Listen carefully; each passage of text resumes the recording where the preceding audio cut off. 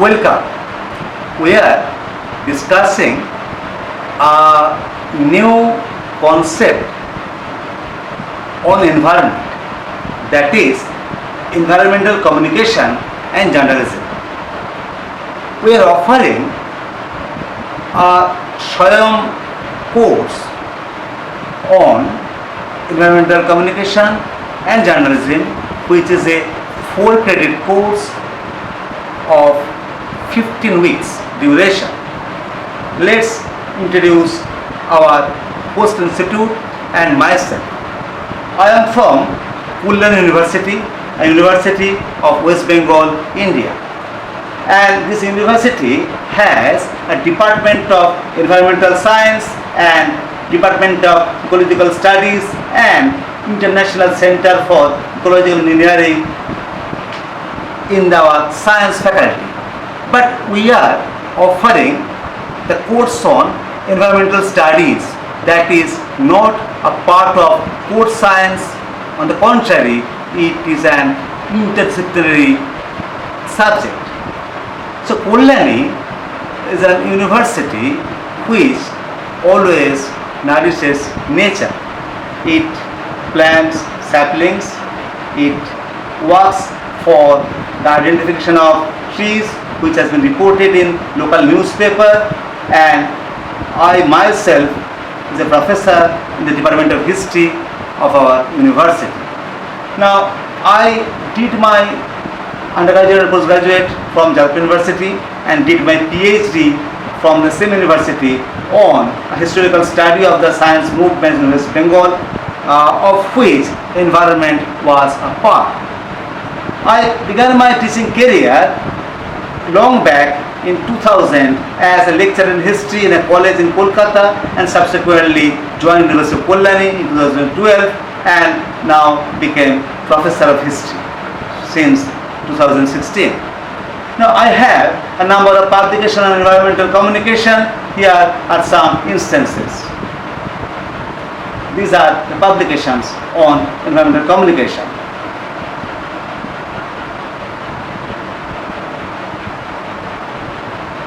I guided a number of scholars in this domain, and a number of PhD and MPhil students have been awarded their degree after working in this domain.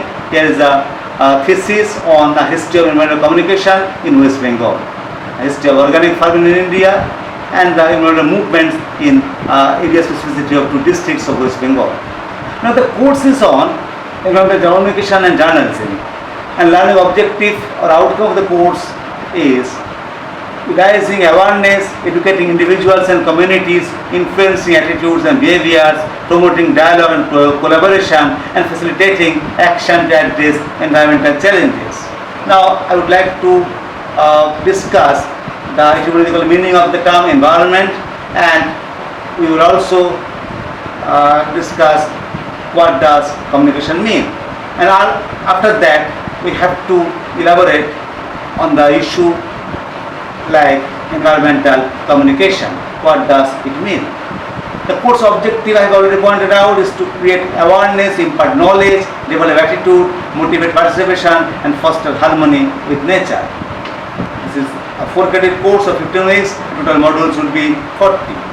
The course curriculum includes 15 weeks module, namely Introduction to Environmental Communication, starting from the introduction, and then basic concept, communication methods, emergence of communication in abroad and in India, then the communication to journalism and beyond, environmental components in journalism, and then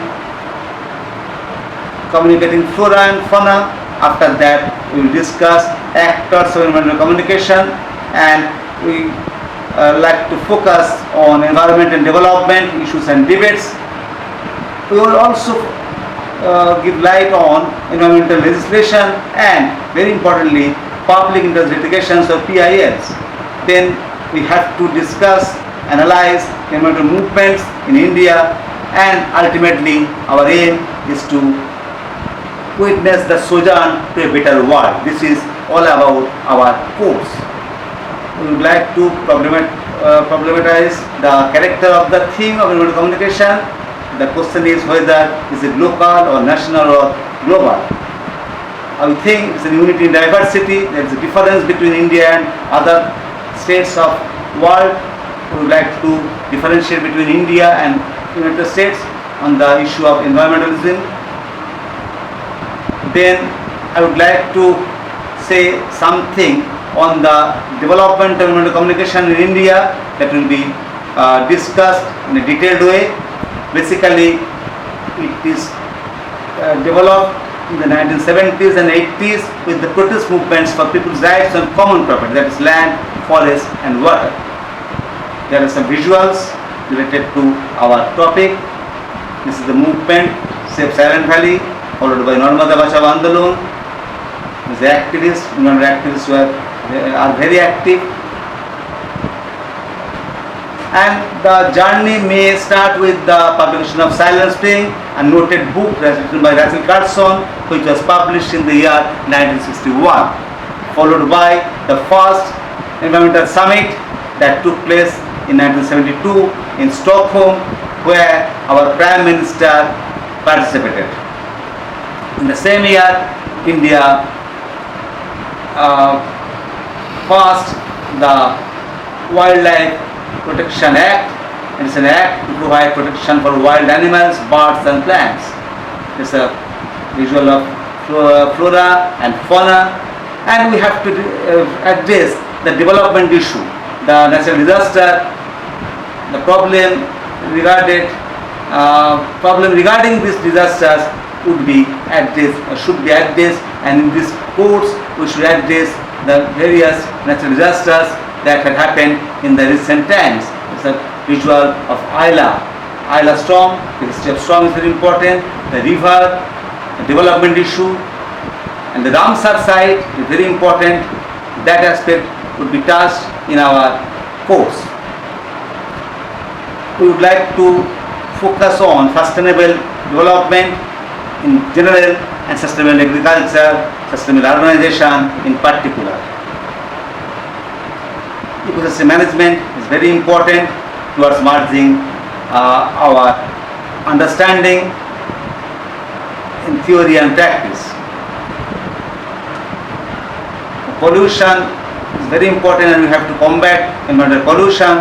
That's why we should use the legislations which had been enacted during the colonial time as well as in our independent India.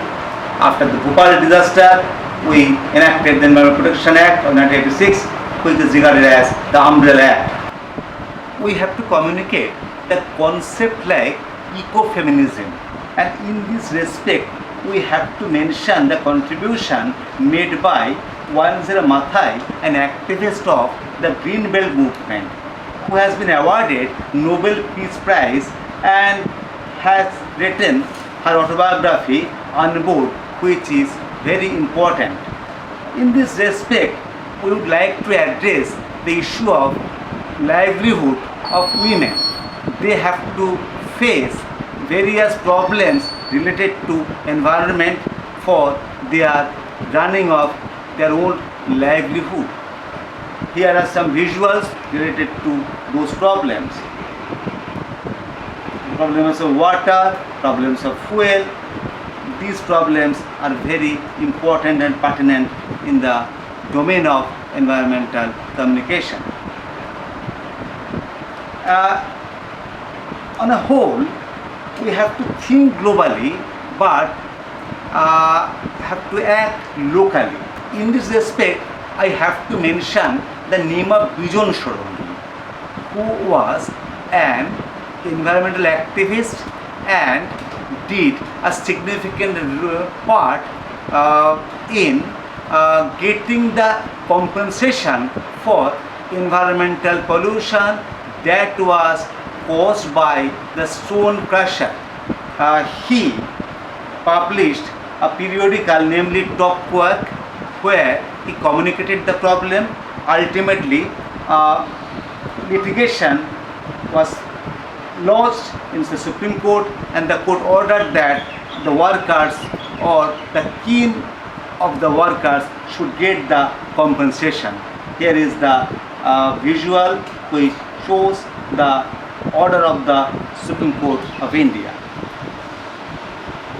Now, on a whole, the study on environmental communication in India is not the statistical account of the published articles and books or a sum total of multifaceted themes. On the contrary, we have to communicate the concept, that is, we have only one planet and we have to consume with care. The communication can inspire environmental activism which can save our earth. Thus, this study is necessarily a part of the sojourn to a green world. We have only one earth, and that was the theme of World Environment Day in the year 2022.